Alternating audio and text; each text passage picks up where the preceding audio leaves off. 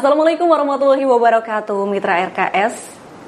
Senang sekali ya, saya Putri kembali hadir menyapa Anda. Dan kali ini kita berada di program TOP, Terobosan OPD. Tentunya Putri tidak sendiri karena sudah ada narasumber yang kami hadirkan Mitra RKS ya, untuk bincang-bincang kali ini.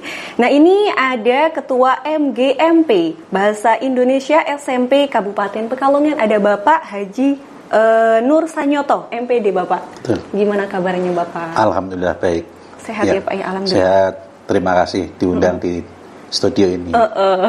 Kita juga seneng ya, soalnya Bapak mau main ke sini. Ini lagi sibuk apa Pak berarti? Ya, lomba-lomba kan sudah selesai ya, tinggal mengevaluasi saja sama menyusun program berikutnya. Oke. Nah, Mitra RKS kita kali ini akan membahas mengenai bulan bahasa ya Bapak ya. Betul. Nah, mungkin banyak dari kita yang belum tahu karena Putri juga baru tahu ya, mungkin kurang update ini Pak. Oke. Nah, ini Bapak Sanyoto aja panggilnya ya, boleh. Saya Bapak ya. Bapak Sanyoto. Apa sih kegiatan bulan bahasa itu Pak? Kami sebagai guru bahasa Indonesia merasa terpanggil untuk memeriahkan bulan Oktober sebagai bulan bahasa, karena sejarahnya kan 28 Oktober sebagai Hari Sumpah Pemuda. Di sana adalah salah satu butirnya adalah menjunjung bahasa persatuan bahasa Indonesia. Kalau bukan kita semua yang mengisi di zaman kemerdekaan ini dengan menggunakan dan mengapresiasi penggunaan bahasa dan sastra, siapa lagi? Makanya kami guru-guru bahasa Indonesia SMP Kabupaten Pekalongan mengadakan lomba-lomba dalam rangka memeriahkan bulan bahasa. Pelaksanaannya di bulan Oktober yang lalu ya. Diikuti para siswa SMP seluruh Kabupaten Pekalongan. Ya. Baik. Berarti memang itu diadakannya waktu tanggal itu tadi 28 Oktober, Pak? Tidak.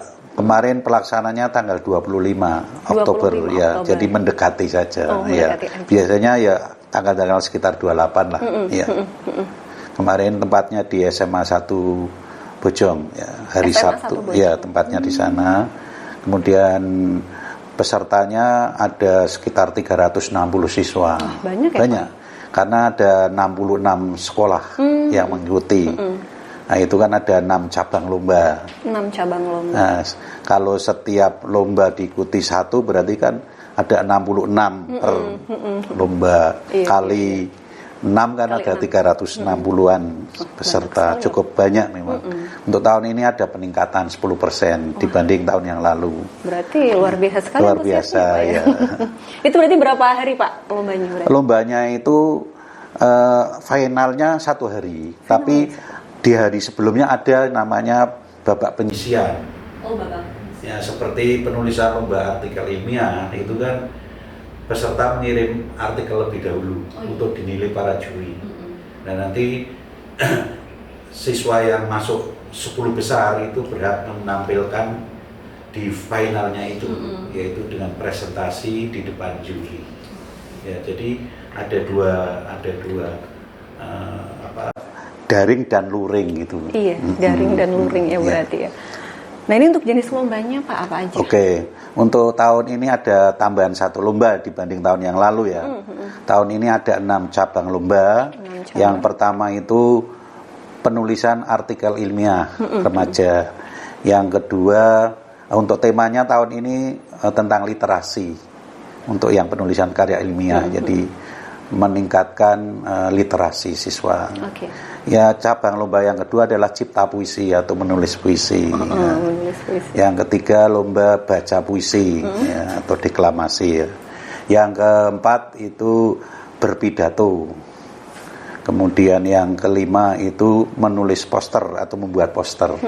Dan yang terakhir ini yang cukup baru diadakan tahun ini yaitu baca berita. Ternyata antusias peserta luar biasa untuk baca berita.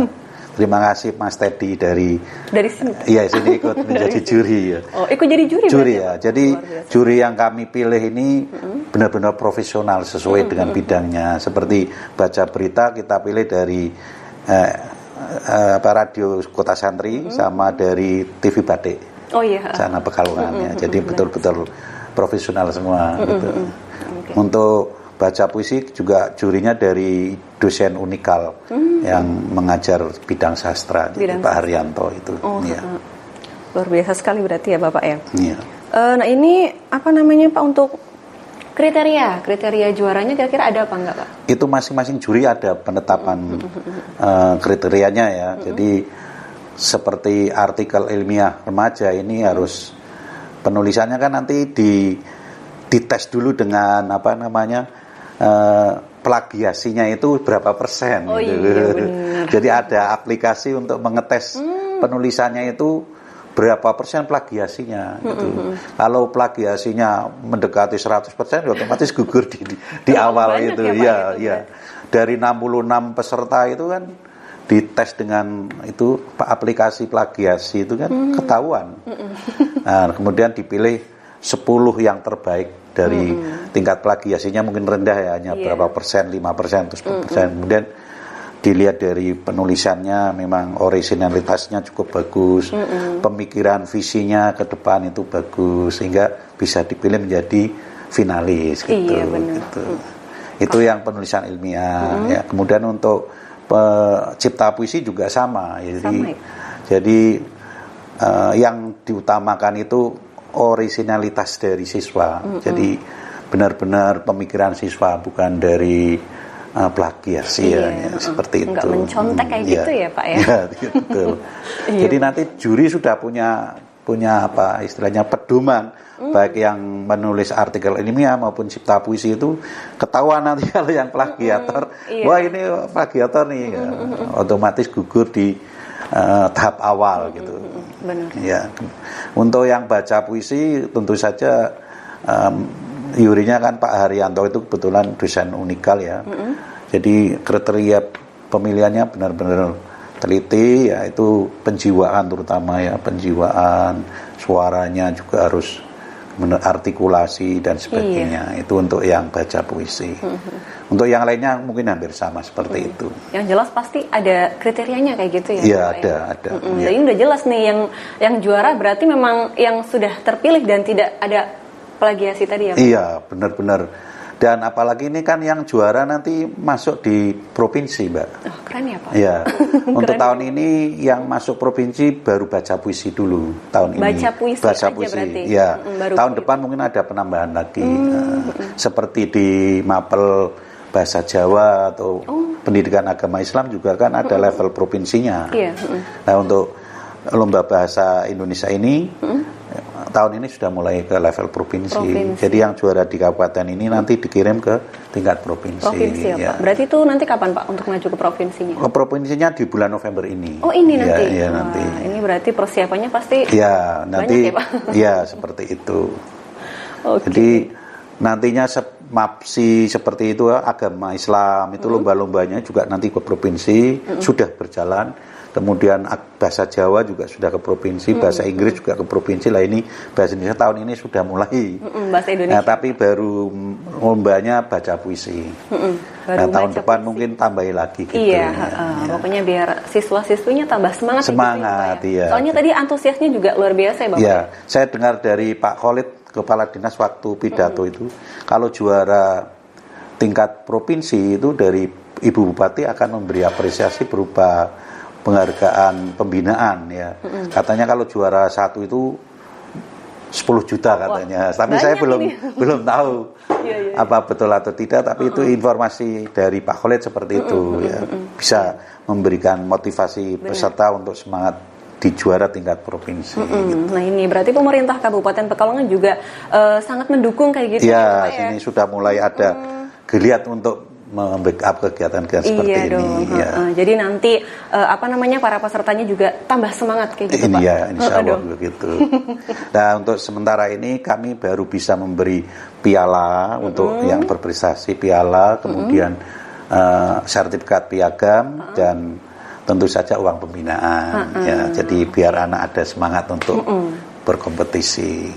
Dan itu nanti piagamnya kan bisa dijadikan untuk mendaftar di SMA sebagai jalur prestasi. Iya, gitu, benar ya Pak ya. Pendukung juga. Pendukung juga ya. Iya, benar gitu. sekali. Seperti itu ya, pemirsa. Nah, Bapak kita melanjutkan tadi nih ya yang baru baca puisi aja nih yang bisa melaju ke provinsi. Kira-kira itu sebabnya apa Pak? Kok bisa hanya baru puisi aja? Kayak gitu?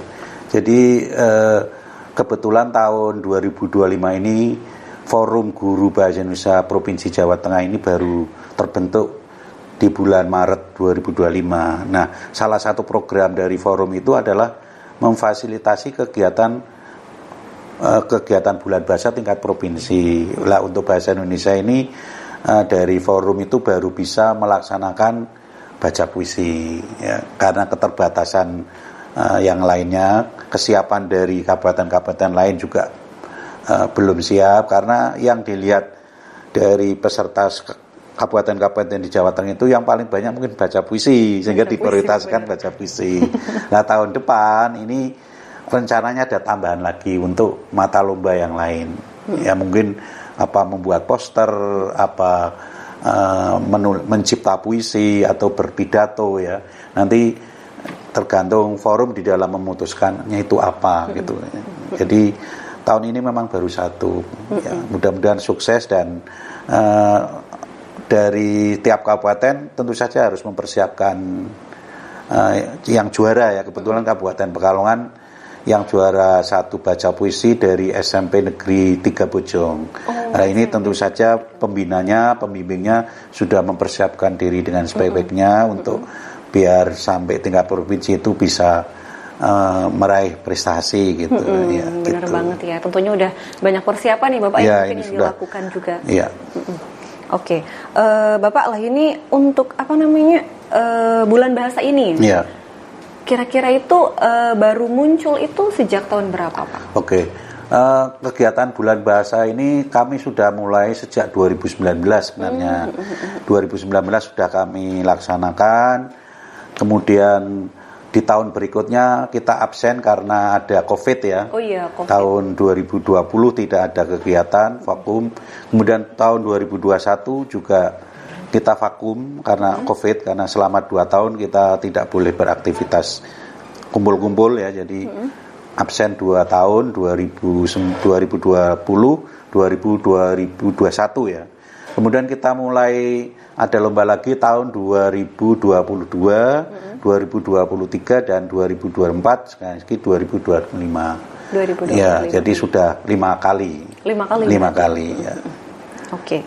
Nah, untuk tujuannya sendiri Pak dari kegiatan? Iya, tujuannya ini saya bacakan saja ya, karena terlalu banyak ya ini. Iya, benar.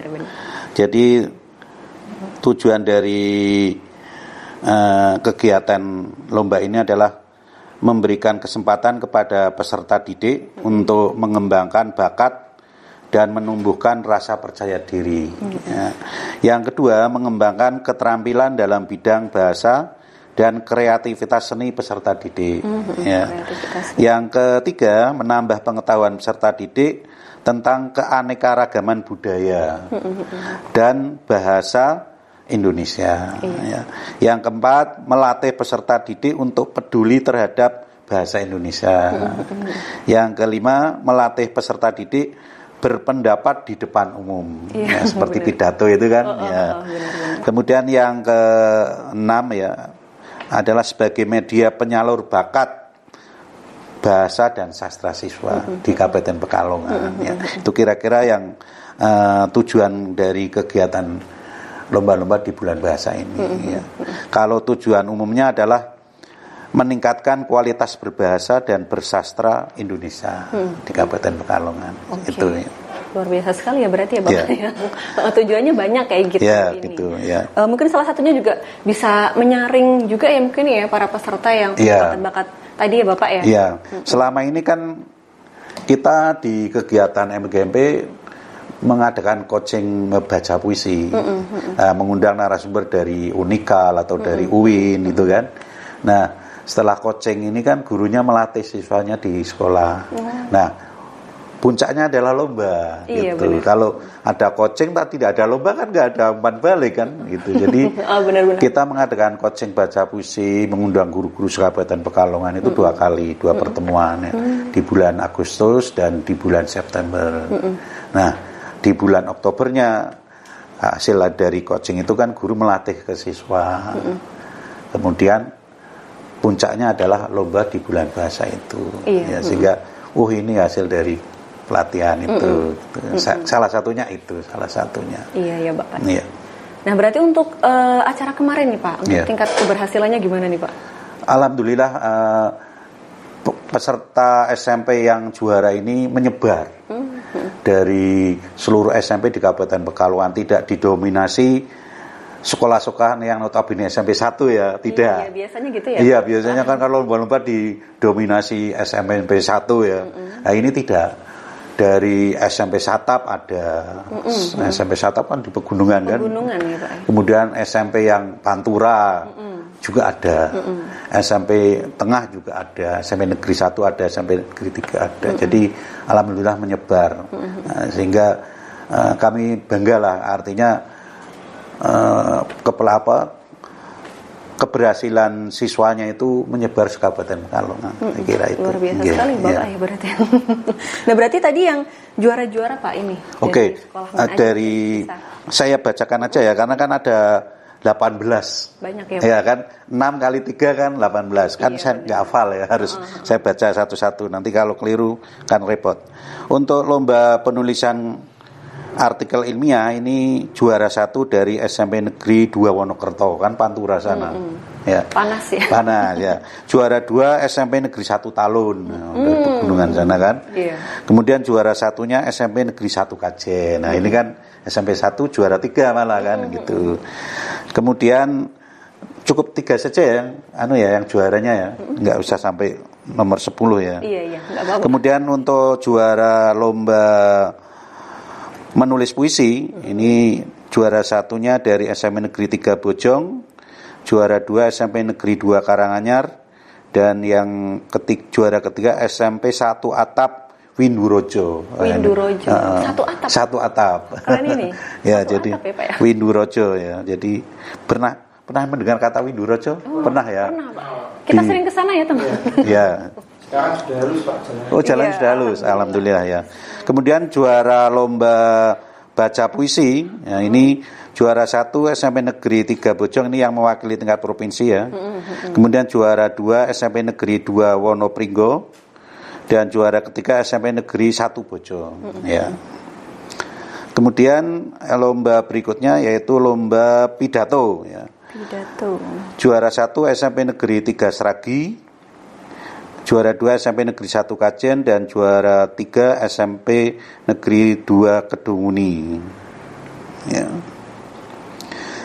Kemudian lomba berikutnya yaitu lomba membuat poster. Juara 1 SMP Negeri 1 Karanganyar, juara 2 SMP Islam, nah ini dari swasta Mbak. SMP Islam Wonopringgo, kemudian juara 3-nya SMP NU Pajumblangan. Nah, jadi dari swasta juga ada yang juara ya. Yang terakhir lomba baca berita ini. Baca berita ya, Pak? Baru ini. Yaitu SMP Negeri 1 Seragi, SMP 1 Atap Wangkelang. Kadang Sirang ya. Kemudian juara 3-nya SMP Negeri 1 Wiradesa. Nah, jadi SMP 1 Wiradesa saja bisa disalib sama Wangkelang kan. Artinya prestasi bisa menyebar. Nah, itu. Iya, begitu Mbak untuk beberapa peserta yang meraih prestasi gitu. Berarti ini yang juara merata ya Bapak? Merata ya. Yang pesisir ada, pesisir ada ya. Juga ada. Jadi mulai tahun 2024-2025 ini pesertanya yang juara itu yang sudah menyebar. Artinya ketika kami mengadakan coaching atau pelatihan guru-guru ini terserap karena tidak didominasi SMP 1 ya, sudah menyebar kemana-mana ya. Artinya kami merasa senang lah, artinya ada imbal balik dari sekolah-sekolah. Baik, berarti ini tidak hanya di SMP negeri saja, ternyata swasta juga ngirim ya. Jadi kita kemarin itu total peserta ada 67. Tadinya 66, ada tambahan dari Satap 1, kemudian jadi 67. Artinya dari tahun sebelumnya hanya sekitar 59 ya. Jadi ada peningkatan sekitar 10% lah. Iya, benar. Lumayan sudah ada peningkatan. Nah itu berarti mungkin ini banyak yang minat juga ya Bapak ya. Iya. Seneng kayak gitu mungkin ini. Dari tadinya 59 jadi sekarang 67. 67 ya. Berarti kan ada peningkatan sekitar 10%. Luar biasa sekali. Bapak Sanyoto, nah ini selain lomba-lomba tadi ya Pak ya, kira-kira apa ada kegiatan lain? Ya, kami untuk kegiatan bulan bahasa ini selain lomba-lomba kami juga mengadakan seminar ya yang berkaitan dengan kebahasaan ya. Dan kemarin kami sudah melakukan semacam seminar lah, bukan semacam seminar yang tentu saja ini bermanfaat bagi guru-guru untuk menyiapkan putra-putrinya dalam rangka menghadapi tes kemampuan akademik ya. Kalau dulu namanya ujian nasional ya. Ujian nasional. Nah, sekarang namanya TKA. Ya, tes kemampuan akademik. Nah, nanti TKA nanti. Kalau tingkat SMA dan SMK sudah berlangsung kemarin bulan November ini, tanggal awal November ini sudah selesai. Untuk SMP nanti di bulan April awal setelah Lebaran. Nah, ini kemarin kita sudah mengadakan seminar namanya bedah TKA ya. Bedah TKA. Jadi kerangka TKA itu seperti apa? Kemarin kita mengundang narasumber dari penulisnya dari provinsi, kan kebetulan beliau juga penyusun soalnya sehingga bisa mengetahui model-model soalnya seperti apa. Itu kemarin kita ngadakan seminar seperti itu. Ya, yang hadir ya guru-guru Kabupaten Pekalongan ya. Lumayan banyak yang hadir, 80-an orang. Banyak juga ya, banyak Pak, juga. Nah, itu tujuannya adalah biar guru-guru Kabupaten Pekalongan ini bisa menyikapi ya adanya TKA ini tidak usah menjadi momok tapi menjadi sebuah kegembiraan ya. Jadi anak-anak nanti diharapkan mengikuti TKA itu dengan happy, dengan senang ya. Bukan seperti dulu kayak UN kan momok, serem ya. Nah, karena Pak TKA ini bukan menentukan kelulusan. Kalau dulu UN kan menentukan kelulusan, bedanya di situlah. TKA ini hanya digunakan untuk nilainya itu nanti digunakan untuk melanjutkan ke tingkat SMA. Jadi kalau dulu pakai rata-rata rapot semester 1 sampai 5. Nah, nanti untuk mendaftar di tingkat SMA atau SMK itu yang jalur prestasi menggunakan hasil TKA. Nah, sementara ini baru 2 mapel yang diujikan, bahasa Indonesia sama matematika. Bahasa Indonesia kaitannya dengan literasi, kalau matematika hubungannya dengan numerasi. Numerasi, karena memang kemampuan siswa Indonesia itu di level Asia atau dunia ini kan kelemahannya di literasi dan numerasi. Makanya ini penekanannya di 2 itu. Nah, ini nanti di bulan April untuk anak-anak SMP akan mengikuti TKA itu. April ya, Pak ya? Ya. Sedangkan untuk tingkat SMA sudah berlangsung ya kemarin bulan November ini. Nah, kami kemarin mengadakan seminar seperti itu. Ya. Nah, itu berarti selain tadi lomba-lomba ternyata ada seminar juga ya untuk Pak Guru dan Bu Gurunya. Bu Gurunya ya. Seperti itu. Nah, ini Pak untuk harapan Bapak sendiri mungkin untuk acara bulan bahasa tahun depan nanti seperti apa mungkin? Ya, kami harapkan tahun depan tetap berlangsung lagi dan didukung oleh pemerintah daerah ya. Selama ini kan fasilitasi dari pemerintah daerah hanya mengizinkan kita gotong royong, artinya menggunakan dana BOS dari sekolah-sekolah, iuran namanya gotong royong untuk menyelenggarakan itu. Kami tidak punya dana kalau tidak dari gotong royong. Hanya kami sebagai panitia itu merasa senang karena diizinkan saja. Diizinkan dari dinas melalui MKKS, kemudian MKKS membuat surat edaran ke sekolah-sekolah untuk gotong royong menyengkuyung kegiatan bulan bahasa. Ya, itu peran dari Pemda ya selama ini baru itu mengizinkan kami. Baru izin aja nih Pak ya? Iya, baru mengizinkan kami mengumpulkan lah. Mengumpulkan gotong royong dari sekolah-sekolah sebagai landasan iuran yang bersumber dari BOS. Kalau tidak ada rekomendasi itu, BOS tidak bisa dipakai untuk itu. Harus ada dasar hukumnya lah. Dasar hukumnya itu ya program kami yang sudah disetujui oleh dinas. Gitu. Seperti itu ya Pak. Ya. Berarti ini harapannya nanti Pemda bisa membantu lebih. Ya paling tidak memfasilitasi mengizinkan kami mengadakan lagi lah gitu ya. Itu. Oke. Ya syukur-syukur untuk uang pembinaannya bisa dari Pemda yang umpamanya. Amin, ya. Tapi kita tidak terlalu berharap sih. Yang penting kami diizinkan saja sudah terima kasih. Sudah bersyukur ya, sekali ya berarti ya Bapak ya. Kemarin juga Pak Khalid sebagai Kepala Dinas ikut hadir membuka acara. Oh, pas acara itu bulan. Ya, pembukaannya ya kebetulan ya Pak Khalid datang. Terima kasih kehadirannya. Seperti itu. Nah, ini mungkin ada yang dibisik-bisik nggak sama Pak Khalid Pak kemarin? Ya, kemarin hanya Pak Khalid gini bilangnya, kalau bisa juara tingkat provinsi, Ibu Bupati akan memberikan support berupa pembinaan. Kalau juara 1 kurang lebihnya itu katanya 10 juta. 10 juta ya. Itu kalau juara, kalau nggak juara ya nggak dapat. Ini harus matang sekali persiapannya. Iya, itu butuh persiapan 1 tahun paling nggak. Wah. Untuk menjadi juara tingkat provinsi. Nah kebetulan tahun ini kan kita mendadak ya. Mungkin ya tidak terlalu berharap. Iya, tapi kalau berjuara ya syukur. Soalnya cuman apa sih Pak 1 bulan atau berapa? Ya nggak ada 1 bulan. Malah ya Pak ya. Soalnya November ini. Ya. Seperti itu ya. Nah ini mumpung bareng sama Bapak Sanyoto ya. Bapak bahasa Indonesia berarti ini guru bahasa Indonesia Bapak. Betul. Nah ini untuk menyikapi kayak apa sih bahasa-bahasa Indonesia sekarang mungkin yang sudah dirasuki sama bahasa-bahasa gaul Bapak ini. Betul. Jadi anak-anak sekarang ini kan terpengaruh oleh bahasa-bahasa selengean, bahasa-bahasa prokem. Ya kita tidak bisa memungkiri itu ya. Boleh-boleh saja dipakai dalam konteks bukan bahasa ilmiah, bukan bukan bahasa baku dalam penulisan ya. Kalau dalam percakapan diperbolehkan. Umpamanya terpaksa masuk dalam bahasa tulisan itu dicetak miring ya. Tulisan-tulisan yang belum diserap dalam bahasa Indonesia itu boleh, tapi dicetak miring karena itu belum diserap. Tapi kalau dalam perkembangan berikutnya kata-kata itu atau kalimat itu sudah diserap ya nanti penulisannya berubah lagi. Ya, walaupun kata-kata itu sering dipakai kalau belum diserap resmi ke bahasa Indonesia ya masih dicetak miring ya gitu. Nah makanya kita mengadakan lomba bulan bahasa itu kan dalam rangka itu untuk anak-anak bisa menghargai penggunaan bahasa Indonesia. Ya. Misalnya dalam pidato itu penggunaan bahasa Indonesia yang baik seperti apa.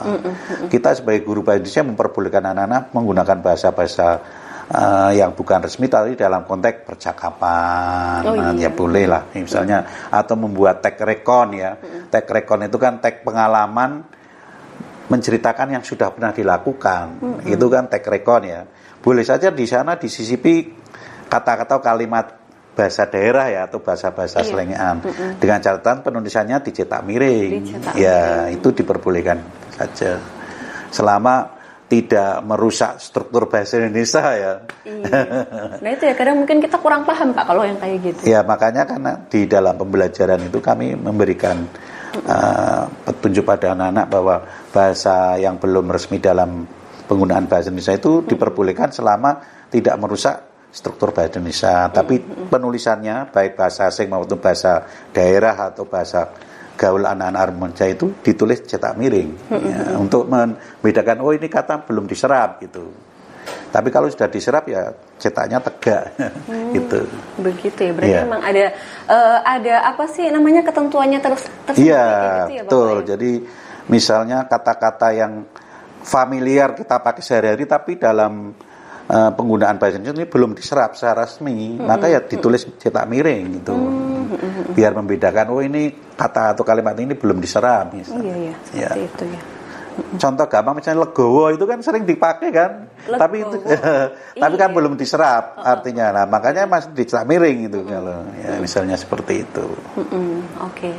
Nah ini Pak untuk kemarin itu saya sempat lihat media sosial mengenai lawan kata dari haus.